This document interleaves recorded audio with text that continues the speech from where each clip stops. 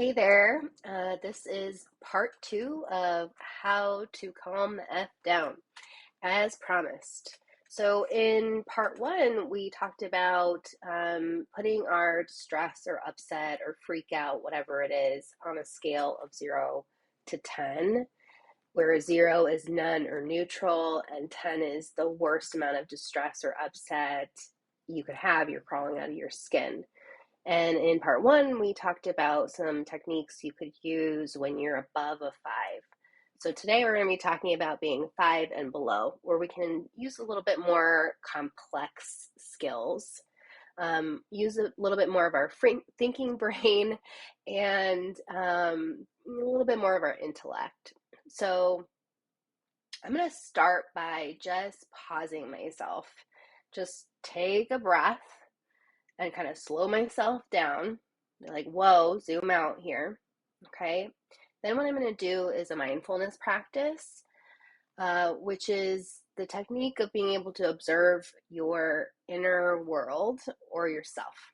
And so I'm going to kind of see if I can take a bird's eye view or kind of put myself on a balcony and watch the parade of my thoughts, feelings, physical sensations, what's going on around me, and pull out what seems to be problematic. So, for example, if I am thinking something like, gosh, I can't handle this, whatever is in front of me feels way too big and overwhelming, I'm going to pull out that thought, I can't handle this, because that thought is really what's causing me to feel probably anxious, overwhelmed, and having a bit of a freak out. And so I'm going to acknowledge that that's there. Once I acknowledge that that's there and I name what's going on, I can start to tame, according to Dr. Dan Siegel, name it to tame it. I can start to tame my emotional state. And the next step to be able to do that is to validate myself. And I'm not going to validate, of course I can't handle this. What am I talking about? No, I'm going to validate how I'm feeling. If I'm thinking about myself in the way that, and my ability that I can't handle this, of course I'm going to start feeling really overwhelmed and anxious when I have some big or important task in front of me. So I'm going to validate myself. And that's going to bring down the emotion some more as well. And so once we bring that down, we can start to reframe how we're thinking about ourselves or our ability or what have you. And the easiest way to do that is to just go complete opposite. So if I was thinking, I can't handle this, I'm going to go with, I can handle this, and I'm going to try to find evidence for that.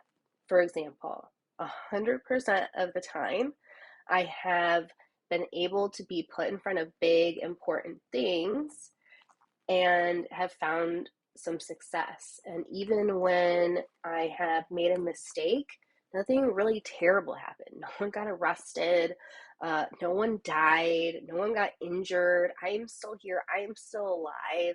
I've made some moves in my life where I feel like, okay, yeah, maybe I can do this. So yeah, I can handle this. Maybe I just need to slow down a little bit. Okay.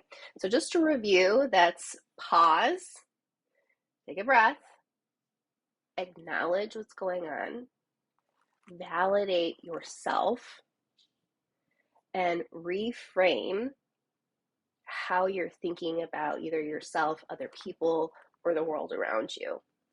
And I wanted to say that I might be making this sound a lot easier than it is. So if you need to go back through this multiple times to feel like you can bring yourself down completely and get a grip, go for it.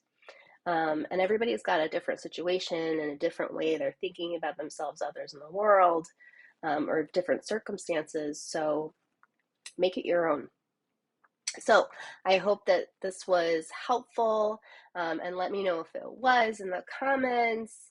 And if you liked what you saw here today, go ahead and hit like. If you really liked it, go ahead and hit subscribe. There'll be more videos to come.